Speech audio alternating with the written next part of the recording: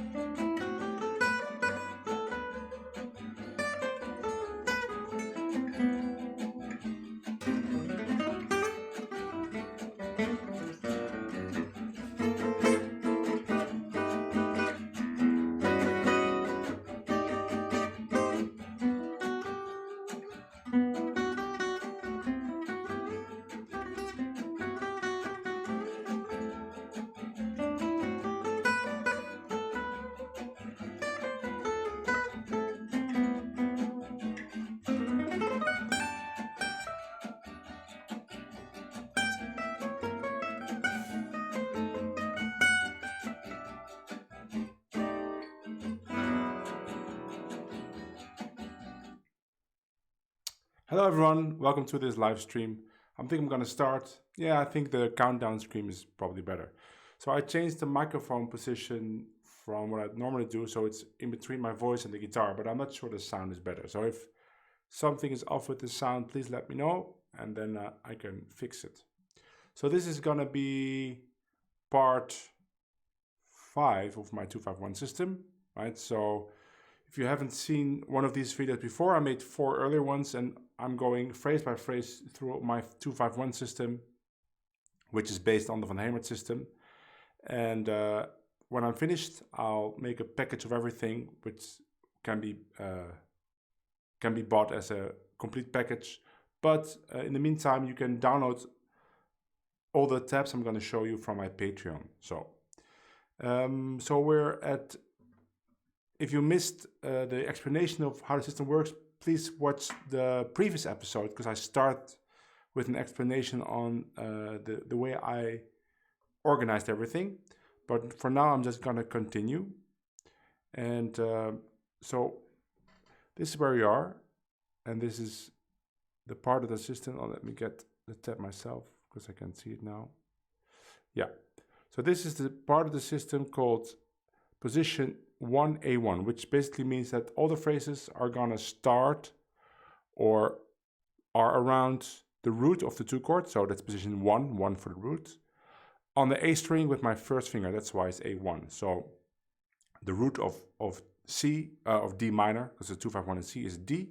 So it's this position. It's on the A string with my first finger. So the phrases today, and will be 4 phrases, will all be around there. So let's get started. Let me get it better in, so you can see it better. Yeah.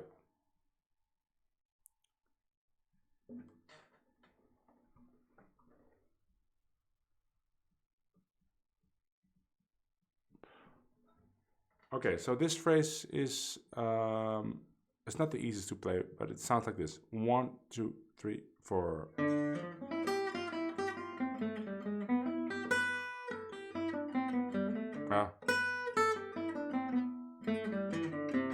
1, 2, 3, 4.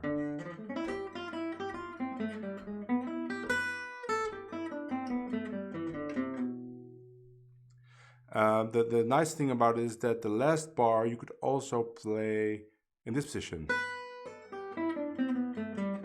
It's actually a little bit easier.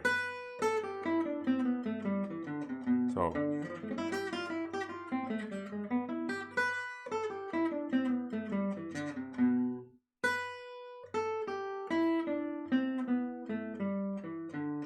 Or.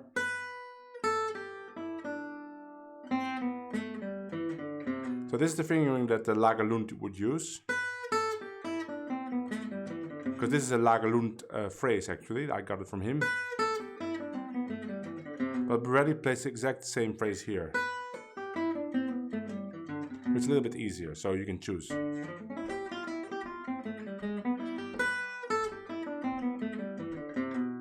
So let me play that on a backing track. So we'll go back to Coquette, because I've been demonstrating all the phrases on Coquette. So in D, it would be here.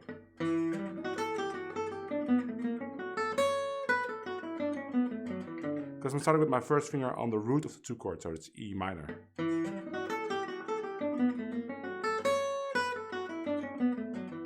Or the alternate fingering.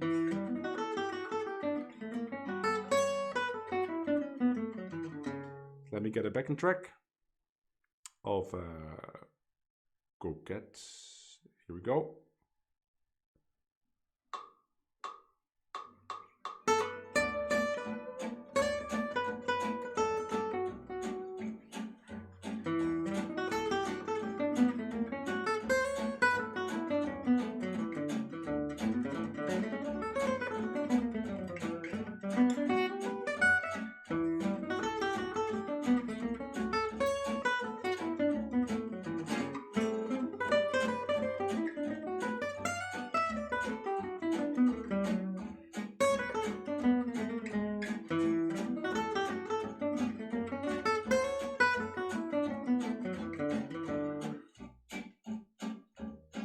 Very nice phrase. I like the what I like about it. So you get this movement. So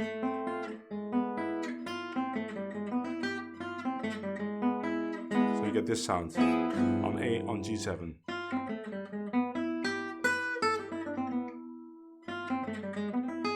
Oh, so actually I played it wrong because it should be a G sharp there. No, that's a mistake in the tab. I will change that. Should be D. Okay, let's go to the next. There will only be 4 phrases for this video because this position in my system has 4 phrases. So I'll go through all 4 of them. 2. Oh, the mouse is not cooperating. Yeah. So this one sounds like this. So there you see the D is between brackets. That's because you can either play it or not play it. But let's say I play it. So 1, 2, 3, 4.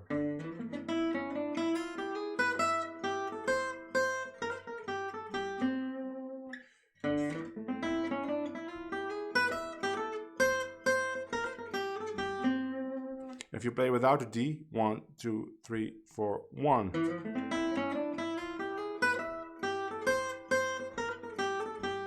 It's maybe a little bit cooler. 3, 4, 1.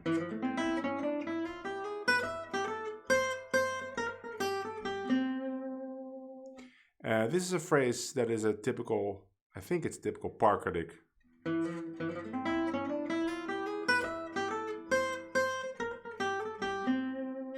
Or maybe it's Bapao, because I think I got this phrase from Pasquale Grasso.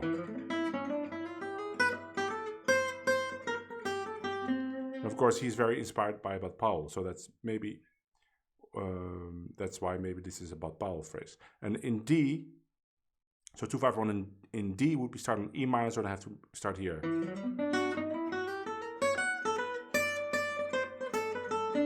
3, 4, 1.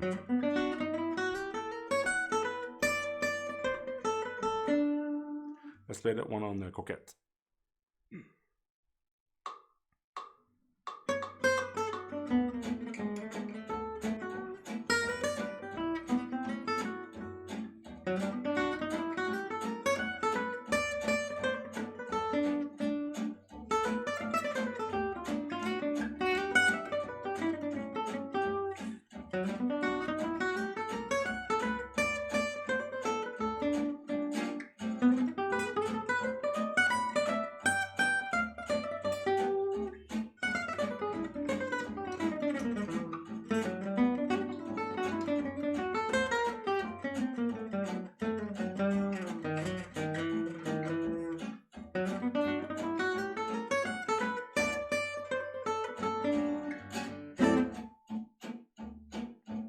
This is not the easiest to play, and if you wonder why I have this strange fingering here,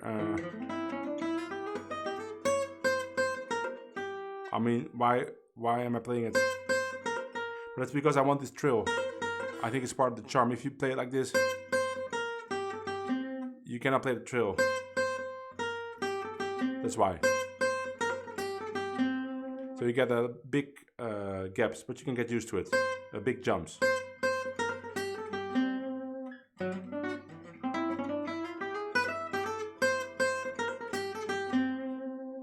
Okay, let's go to the third one.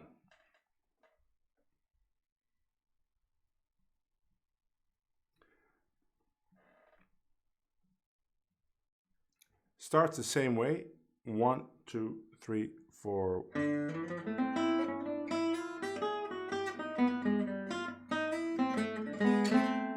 I think it's another Pasquale Grasso phrase. 3, 4.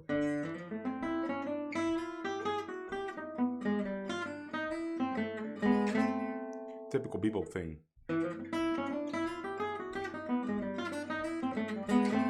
3, 4.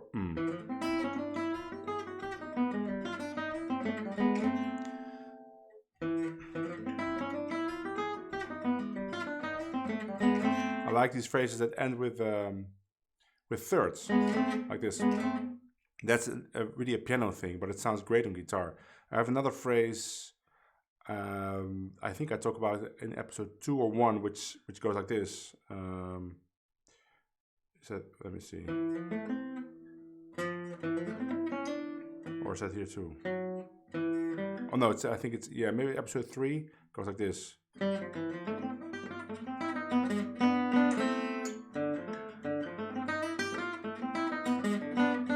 There's another one that ends with thirds, right? This is different, but it's the same kind of feeling.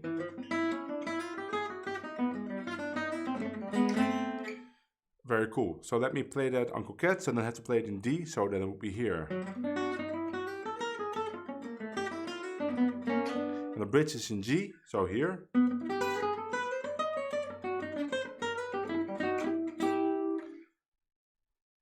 Maybe I'll play that one, and maybe I'll play the other one too, the other one that ends with thirds, so you can hear the contrast.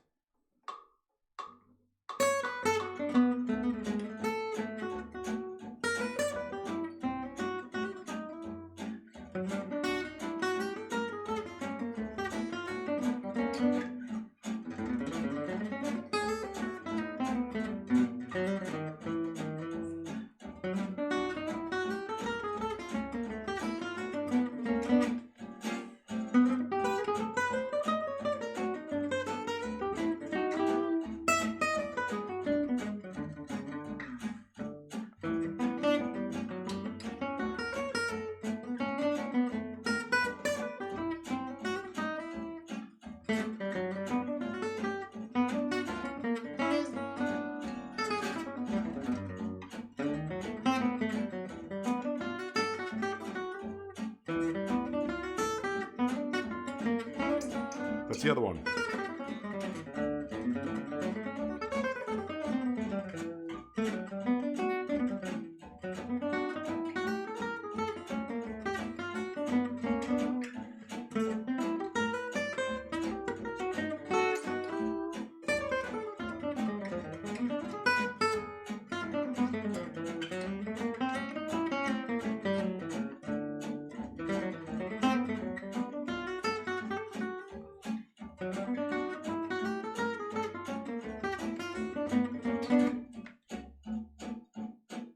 And the last one for this position, for people that joined late, we're talking about a position where we have our first finger on the root of the 2 chords on the A string. Last one, I think. What kind of line is this? Let me see. 1, 2, 3, 4.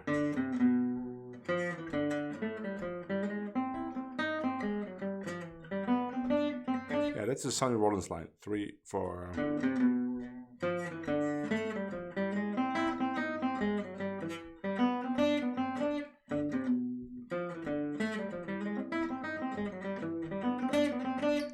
So in D,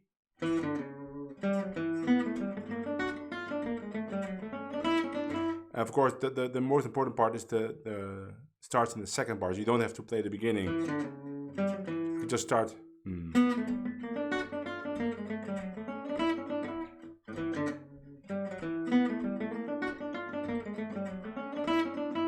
And in G,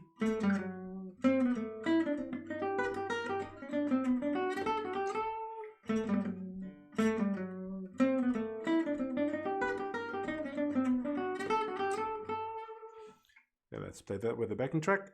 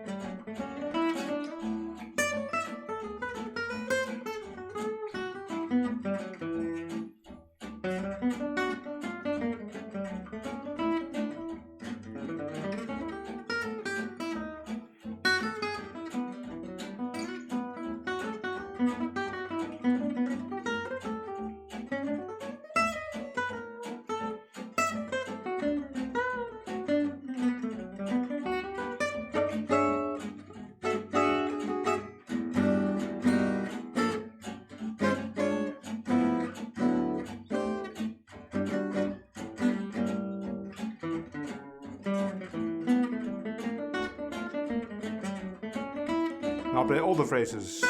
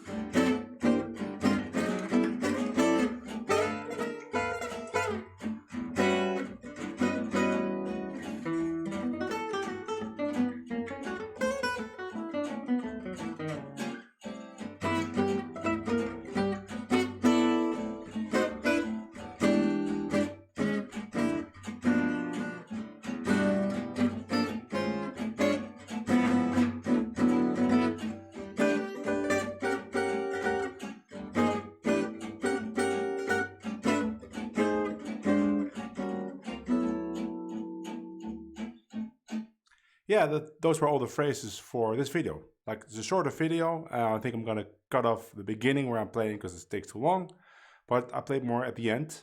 I hope you heard all those phrases, and I played some phrases from earlier videos too, so you get a nice overview of how it would work. And I see there's some questions, so let me get to the questions. Let me see. Hi, do you sometimes use unusual modes to play and sound out on the 251? If so, what kind of stuff do you use? No, I never do that because I don't use modes. I always say I don't believe in modes in the sense that I think modes are nice in modal music or when you have some high level concept in where you want to play modal on a tonal tune. But if you really are playing the chords, then I think modes are not as useful, because to make a mode sound jazzy, you have to add a lot of chromaticism. So then you're not playing the mode anymore. Then you're just playing. Well, if you sound great, you're playing nice lines, and then I think it would be better to just start with practicing the lines. And if you don't pull it off, then you just sound like you're noodling. So that's why I think modes are not a good way to sounding like a jazz improviser. Not to say that it is impossible, because I know people that sound great, but I have the feeling that they actually also got their nice lines from transcribing more than they got them from the modes. But in analysis, of course, you could say, well, this part comes from the Dorian mode, this comes from whatever. But I do remember, or actually I saw an exam on my university where I teach the other day from a saxophone player who was studying the Persian scale. That's a double major, double harmonic scale, and he found a way to use that scale on every chord. But that's a different concept, right? And then I can understand it. But if you are playing the song and you want to play the changes, then for me, modes are not really relevant. But to each can find his or her own path. But that's the way I look at it. I have a question about how long it takes you to remember these licks.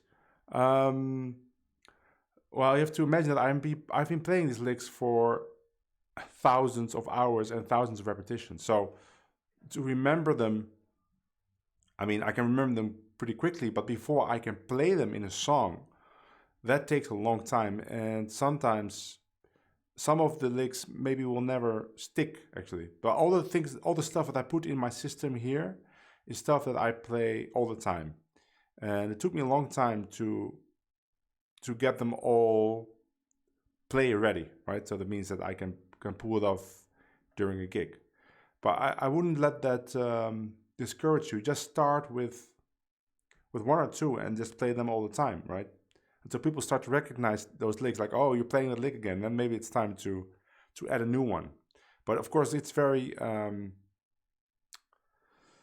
alluring to start with all the licks because they all sound nice. But I just pick one or two and then play with those. Your solo with chords is also very nice. So do you have a particular concept? Yes, I just play one nice chord voicing after another. The best way is to also learn that is to go to my series called Van Hemert Chord Library, which I started 3 weeks ago. There's already 2 episodes, I think. Yeah. And this week will be the 3rd episode. And then I'm just showing you lots of cool chord formulas, right? This one, for example, that I played comes literally from that video, or stuff like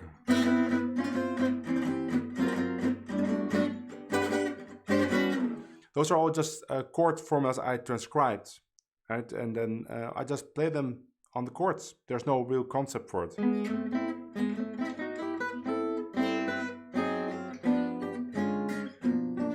This one I transcribed today. So it's a 251 in C, 3 for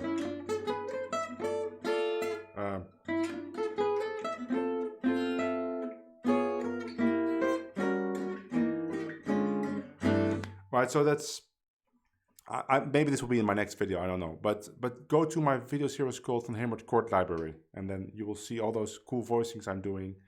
And I'm just playing one cool voicing after another. If you play violin, do you think in improvisation as well? No, when I play violin, it's very different. It's very theoretical. But that's because the instrument is very suitable for that. Because a violin player learns to think in notes from the beginning. And guitar players usually think in shapes from the beginning. So that's why for guitar, my approach is based on shapes. Also because shapes are easy to move on the guitar. On a violin, you cannot move a shape that easily. So you really have to play it differently in different keys. And on guitar, you could play the exact same thing in different keys. You just move your hand. And on violin, it doesn't work that way because there's no frets. So if you just move your hand, everything becomes so difficult at one point that you can't play in tune anymore. So that's why it's different. How to develop good phrasing for bebop? I think that's a good question. But there's 2 thoughts about that, right? If you listen to a player like Pasquale Grasso, his phrasing is very special, and he worked on that a lot, I think. But there's also other players that play much more, not like a saxophone player or like a piano player, right? Like Pasquale Grasso's phrasing is very much like a bebop piano player. But if you listen to somebody like Jim Hall or something, they don't have this particular way of phrasing. They play more like a guitar player. So I think it's more about the notes and the timing. And timing is very important. I made a video about it, about how to get a swinging timing. So as long as you have good timing, and have the right notes, the right bebop kind of phrases, I think you will sound like a bebop player. And yeah, so I wouldn't worry too much about phrasing, right? Like hammer-ons and pull-offs, they are important, but you can find your own way in that. I mean, I do pull-offs at a different spot than somebody else, but timing is very crucial. So go to my video called How to Swing, and you'll find a method to practice every phrase I'm showing you to get them swinging, right? So because you want every phrase, doesn't matter how difficult it is, how much you have to sweep. If I have to play this thing,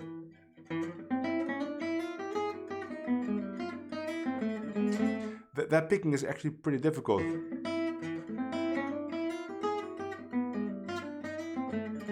But you want to have a consistent swing in that, or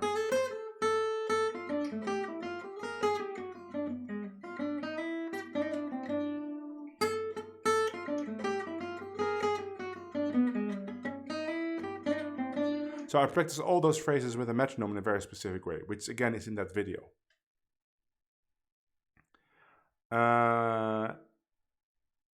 Any records you recommend listening to? Yeah, well, there's so many records, but if you are specifically interested in bebop guitar, you know, you don't even have to listen to records. Just go to YouTube and watch Pasquale Grasso play, and you'll hear some of the best bebop playing, I think, in history. But of course, you could go listen to all the classic recordings of Charlie Parker and hear Charlie Parker play bebop on saxophone, which sounds great, or go listen to the Cannonball Adderley Sextet, the one where they play With Apologies to Oscar, which is based on Sweet Richard Brown.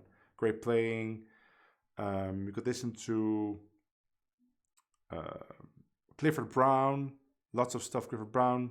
Freddie Hubbard is a great bebop player, bebop and beyond, actually. Yeah, there's so much stuff. Do you sometimes think of intervals when you improvise? No, never. I know what intervals are, but on guitar it's purely based on fingerings and shapes, right? So let's me give an example. Let's say I have this shape for B flat major 7. So I've practiced this pattern. Right, so that would be for me something to play off B flat major 7. I know just how my hand moves, and I practice the picking and the timing. And then I can improvise with that shape.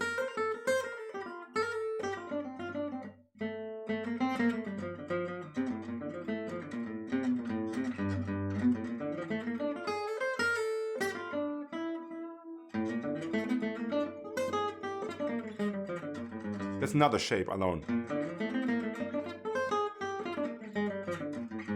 That's another shape, and I can improvise with that too.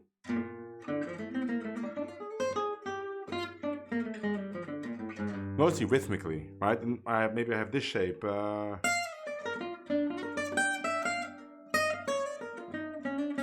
It's more of a bluesy thing.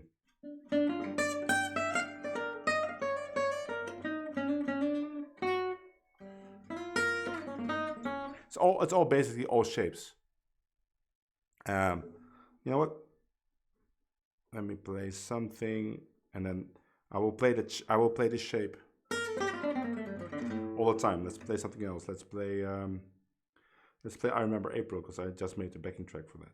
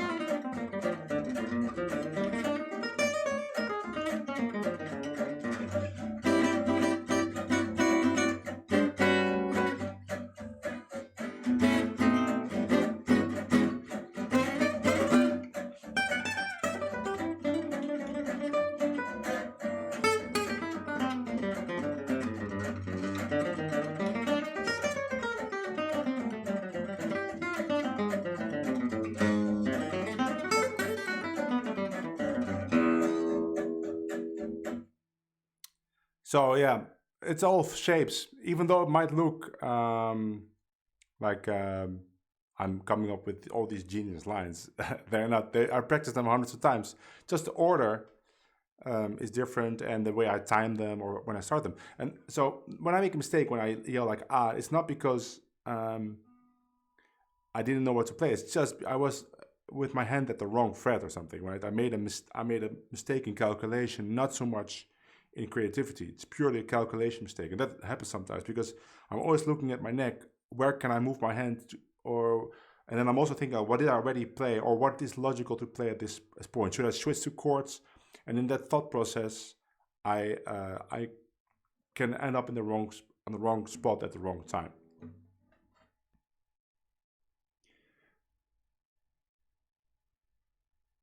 Do you have a daily training plan? No, no. I play all day. No, I just practice like for hours on end. Yeah. Okay, great questions there at the end. I hope it's useful. So again, my 251 system is mainly to get you started with this way of playing, right? It's practicing great phrases and applying them on songs, and get away from theory and modal stuff. Not to say that it isn't great. It's great too, but I think it's slower. And the easiest way to gauge that is that I've met many guitar players that have been playing for many years, sometimes decades, and they haven't made any progress playing jazz, but they can play all the modes, right? But I've never encountered a guitar player who has been transcribing for hours and practicing all those lines and knowing complete solos who actually couldn't play a nice solo. They always seem to be able to play a nice solo because they have a collection of really nice phrases. Of course, some will be better than others, but they always have nice lines to play, at least during one part of the solo. And there's many people that know the fretboard and all the modes, but they never play a nice line. It's because they've never worked on playing nice lines. So that's my philosophy. If you want to play nice lines, then work on nice lines. If you want to be good at playing and demonstrating all the modes, then work on that. But I don't see the point apart from being a teacher.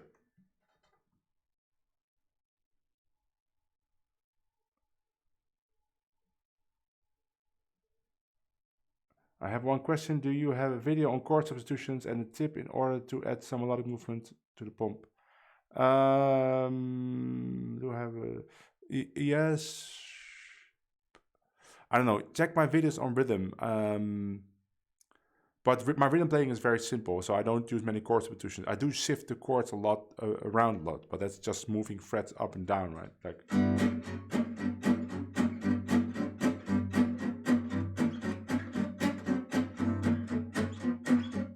So I'm doing it too much, but basically like that. Preach, ban modes. I made a video called Stop Learning Modes, but I'm getting a lot of flack for that. I have the feeling that sometimes I wonder why people... Sometimes I read like forums and stuff, but nobody never mentioned my channel is never mentioned in any of the forums. And I'm thinking that's because on forums people like to talk about theory, and I understand it. What else are you gonna do in a forum? And then there's this guitar player on YouTube saying theory sucks. So I have not made myself popular with that opinion, but I think people are getting it wrong. I'm not saying theory is bad. I know lots of theory. Actually, I know all the theory. I've taught theory at the university level, but I never use it when I play guitar. That's my point. I never use it when I play guitar. When I play guitar, I'm only thinking about lines. And I'm trying to execute the lines as tastefully, as good, and as creatively as possible, right? And if I have to think about modes and then also think about lines, then there's two things to think about. And then I also have to think about the execution. That's difficult, right? And I'm still waiting for a player that has learned all the modes and can play convincing bebop without using bebop conventions. Because as soon as soon as you are using bebop conventions, that means that you've studied the conventions. But why then did you study the mode? Then just study the conventions immediately. Greg says, really nice playing. On Djangology, you said on B flat diminished chord you could play F sharp 7 alt or A7 alt, C7 non-alted and E flat non-alted scale. So on C7 chord I can play yes, but yes, you can, but I usually use this theory only for diminished chords. And the reason I do that is because in Djangology, right, so he's talking about Djangology, which goes like C half diminished, C sharp diminished, C minor, G with the B in the bass, B flat diminished. And that's so on this diminished chord, you could do a couple of things. You could play a B flat diminished, right? But I always convert diminished chords to dominant chords, and a B flat diminished arpeggio fits on 4 different dominant chords. Right? It fits on F sharp 7. Right? It fits on a A7. It's all the same, right? It fits on a C7, and it fits on the E flat 7. But then I look at the key. So that's just a theory. So what I do in practice is I look at the key we're in. So we're in G. Then I look at the diminished chord, and if there's a root in the diminished chord that's the same as the main key, which is usually the case. So in this case, B flat diminished, there's a G in it, and we're in G. Then I have this rule, right? You just go half step down from the main key. We're in G, so it's F sharp 7 altered.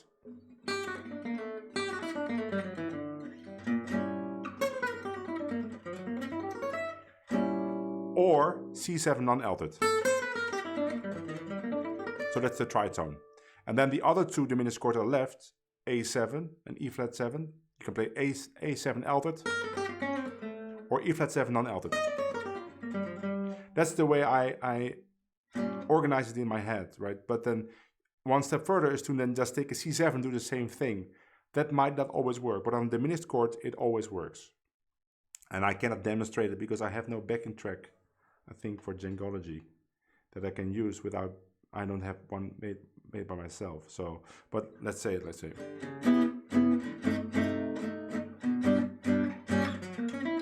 Right, F sharp 7 altered, again.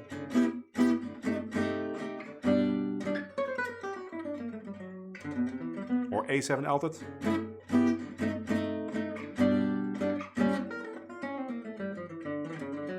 So then you're just playing A7 altered to D7. Or E flat 7, non-altered. You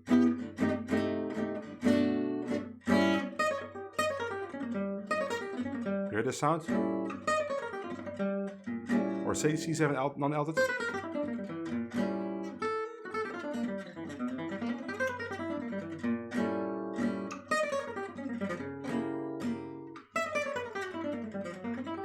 That's F sharp 7 altered.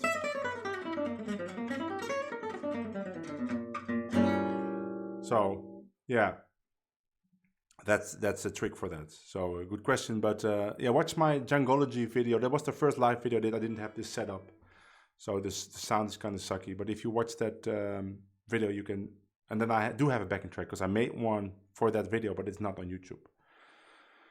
Yeah, guys, thanks for watching. Thanks for commenting, and I will see you all in the next video. I will be back with my next video about the chord solos, and I hope you watch that. So this is the last question. How to confirm people who play this style but use alternate picking? Well, if it sounds good, it sounds good, right? And I know some alternate pickers that make it sound really good. And if you don't get a good sound with alternate picking, then you need to change something in your technique. It doesn't have to mean that you have to really go to gypsy jazz picking like I do, like starting down on every string. But it might mean that you have to maybe change the way you attack the strings. So maybe watch some of my technique videos. I made many. Maybe you can watch the one that's called Get Your Technique to an Incredible Level with this exercise, because in that video I talk about that exercise, and also under that video there's links to other technique videos. That's my suggestion for that. But it's not, you don't have to do gypsy jazz picking to sound good. It's more about how you attack the strings. I do gypsy jazz picking, that's because that's how I started, right? I started playing guitar when I was working with Stochelo for the Roseback Academy, and I was just copying his technique. And I changed it a little bit too, because I don't do the crazy amount of downstrokes he does, right? I play more upstrokes than he does, but I still a lot of downstrokes. And I got really fast doing that, but it's not the only way. So just do whatever feels good for you. Okay, guys, I see you in the next video later this week, or in the weekend, something, maybe Sunday. Bye.